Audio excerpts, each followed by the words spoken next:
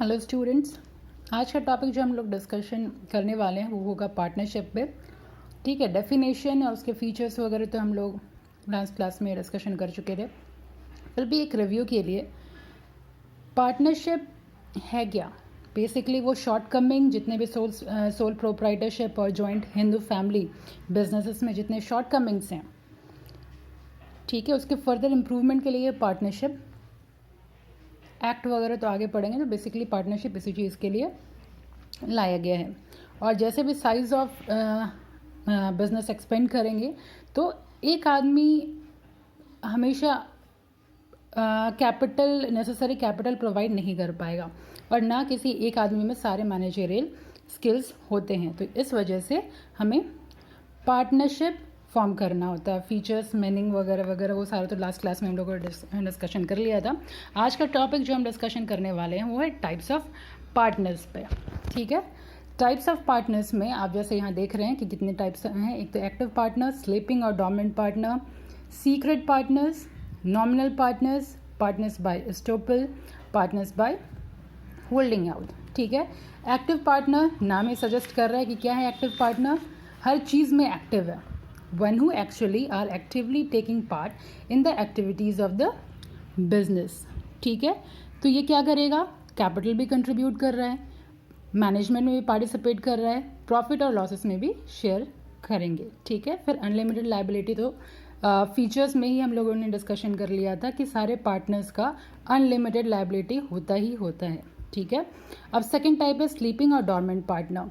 Sleeping partner नाम ही suggest कर रहा है कि ये एक्टिवली पार्ट नहीं करते हैं। ठीक है, अपने day to day activities of the business में पार्टिसिपेट नहीं करते हैं। सारा फीचर्स तो एज इट इज़ है, बस सेकेंड वाला जो है doesn't participate in management. Alright, अब आ जाइए सीक्रेट पार्टनर्स पे। सीक्रेट पार्टनर नाम सजेस्ट कर रहा है यहाँ पे सीक्रेट यानी जनरल पब्लिक से वो अननोन रहेगा। One whose association with the firm is unknown to the general public.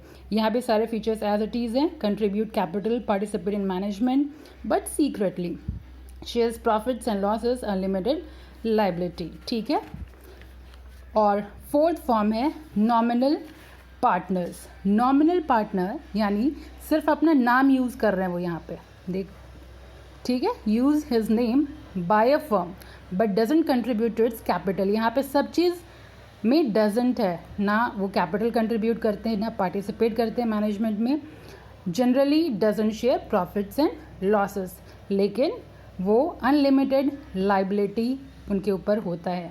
ठीक है, जैसे फॉर एग्जांपल किसी प्रोडक्ट का अगर ब्रांड एम्बेसडर है, कुछ भी अगर प्रॉब्लम आती है तो उनको उनके ऊपर भी लाइबिलिटी हो जाती है ऑटोमेटिकली।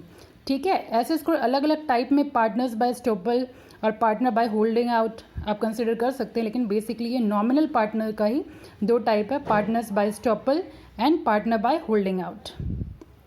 पार्टनर बाय एस्टोपल क्या हुआ, a partner is considered a partner by estoppel if through his or her own initiative conduct or behaviour he or she given an impression to others that he is a partner of the firm। इसका मतलब ये generally outsider को mislead करने के लिए होता है। ठीक है, ये सिर्फ आउटसाइडर जानते हैं कि हाँ ये एक पार्टनर है।